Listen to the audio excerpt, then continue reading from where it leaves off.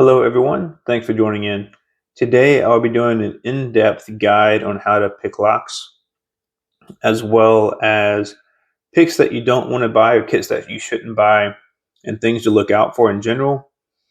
And then I will move on into how to use all of these different tools. I find that in a lot of these videos, they're really good at showing you how to pick or what to look for.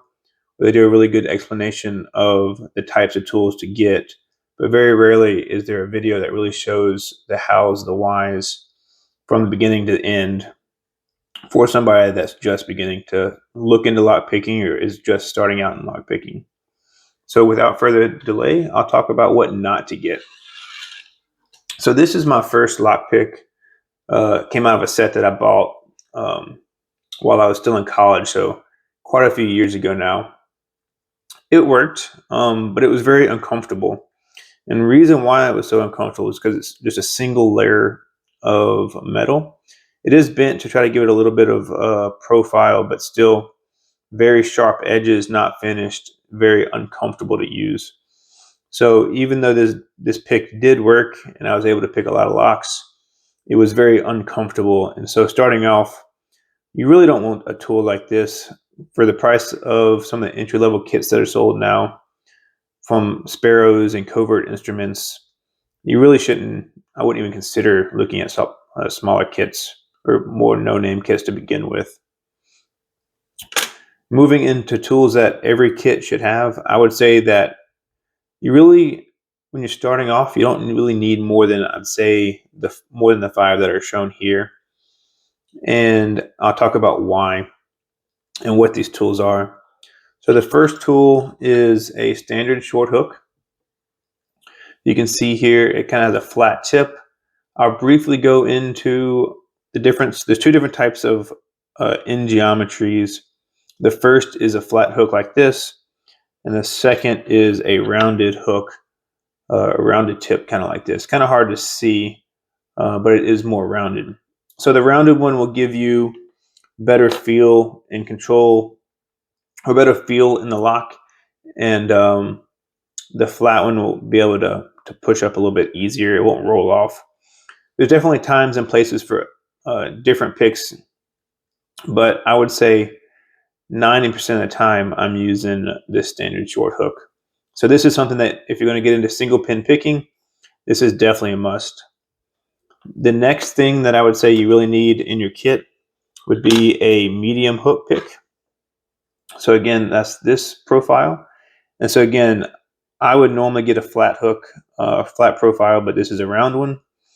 But it really allows you to push some of those pins that are a little bit higher set up and get that click where you can't get deep enough into the pocket with the standard hook. The next thing I would recommend you need is a rake. So this is a 4-hump rake. I'll show how to use this in a little bit later. I'd say you also need a snake rake, or different people call it different things. They call it snake rakes. I believe they call it a Bogota. But this profile is very handy in getting to a lot of locks. And then this is what they call a long rake. So it looks kind of like the keys of the teeth of a key that you'd normally use, and is very effective in opening some locks. So these are the picks and kind of rakes that I would say that every entry-level kit needs to have.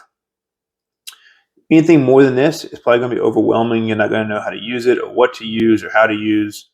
But I'd say if you start here, get really good, then you can start looking into some of the more funky, different designs.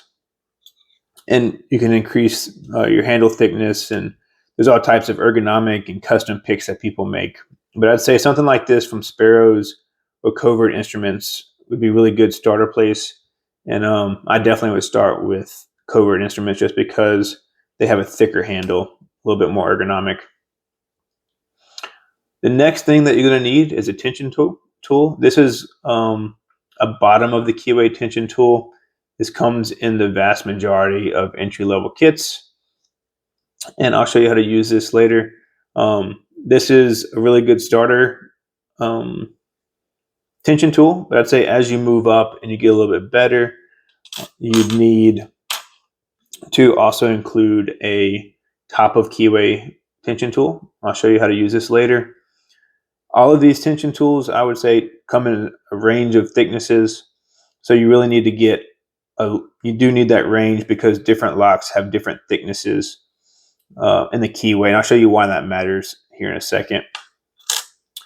And then the last thing I'll talk about is they call this an ergonomic top of keyway tension tool just because it's bent. And so I'll show you how to use that again in a second. But these are the tools that I would highly recommend, or at least these tools right here. I'd highly recommend being what you start with. Anything more than this, again, is going to be overwhelming and really not be that useful until you really get the hang of it. So I'm going to reset everything and I'll show you how to use these tools.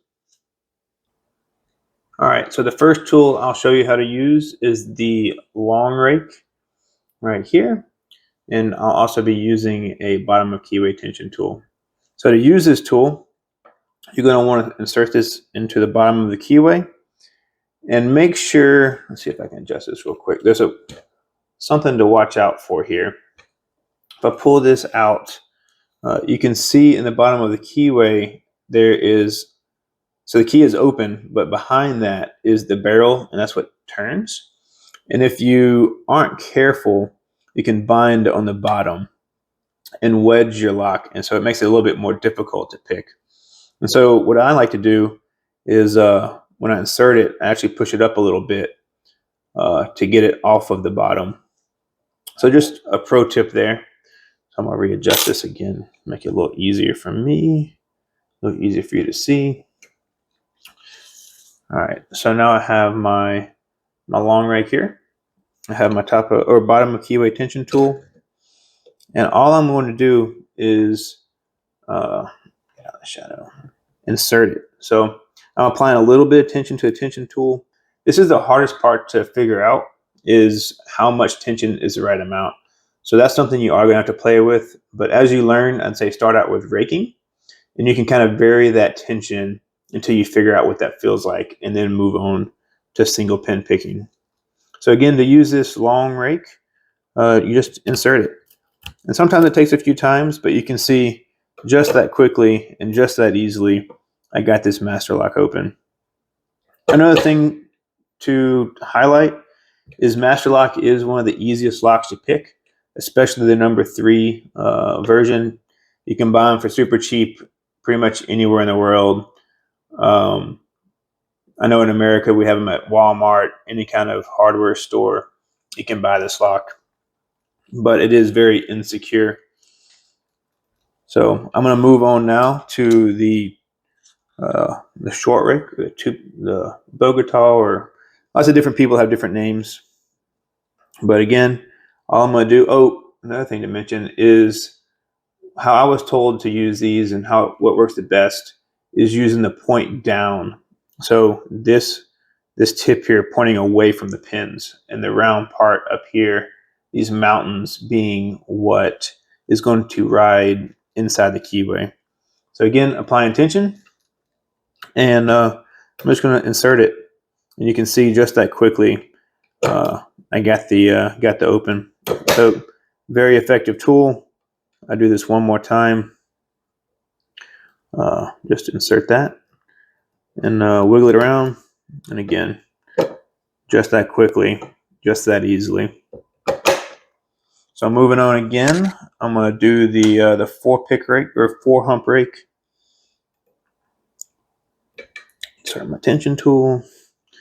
Again, 4 humps, and again, I'm going to put the pointy bit down away from the pins when I insert this.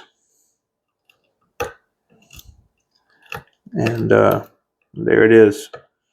So a very useful, efficient tool. And these won't work on all locks, but it definitely works on the vast majority of your cheap locks. All right, so I'm gonna move on to single pin picking. This is the standard short hook I was telling you about. And then different people have different approaches to where to start, where to finish. I guess finish is always the same with an open lock, but I always start in the back, or tend to start in the back, and then work my way towards the front. But some people start in the front and work their way to the back. But what you're trying to do is you're really feeling for pins that are what they call binding, so kind of stiff. You're just going to only touch those and leave the rest alone if they're springy. And you get a few clicks, you'll see the tension tool move. Kind of hard to show that here, but so just working my way from back to front, I did get this lock open. I will try to show that one more time. See if I can readjust a little bit here. So I'm starting the back. Set my autofocus. All right, starting. This probably is not as. It might work. So I'm gonna show. This might not work, so I'm not gonna guarantee anything. I'm tensioning backwards that I normally would. So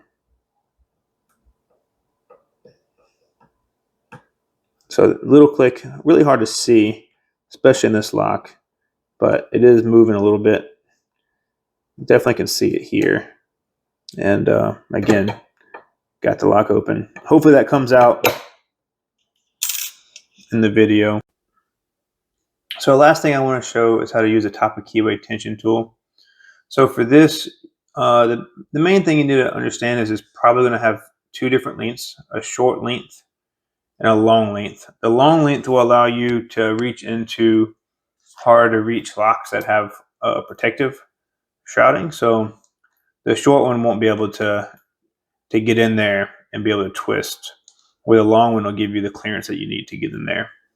The next thing you need to know is that it has this step down, and this step down allows it to properly align inside the keyway. Otherwise, it would keep going in there. So it just gives you a good register of where to place it.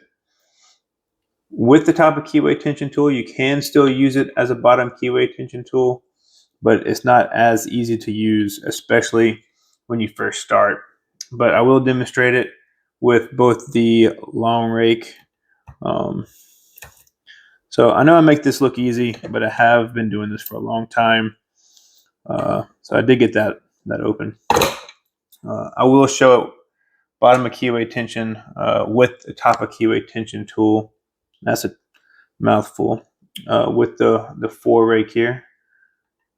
And sometimes it takes a few times, but again, just showing that you can do it in a pinch, but just because you can doesn't mean you should, or that it's best practice. So the last thing I want to show here is how it's really meant to be used, which is with a standard picking tool. So I will insert that into the top. And again, I'm going to start in the back of the keyway and work my way to the front. Looking for those binding pins.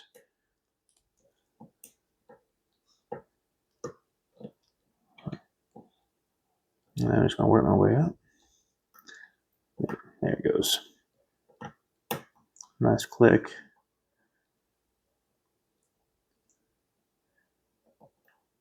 Couple of nice little small clicks there. And just like that. So working my way from the back of the lock to the front of the lock, and really focusing on the pins that are having some resistance, working on those and leaving the ones alone that that have a lot of slop in them. So I know that's going to be hard to understand in a video, but you will just have to play around with it to better understand. But the theory is work from either the front to the back and back to front, or vice versa, and really attacking those binding pins. Hopefully you found this information useful. If you did, please like and subscribe. If you know anybody else that's starting to get into lock picking, please share this video with them, and have a great day.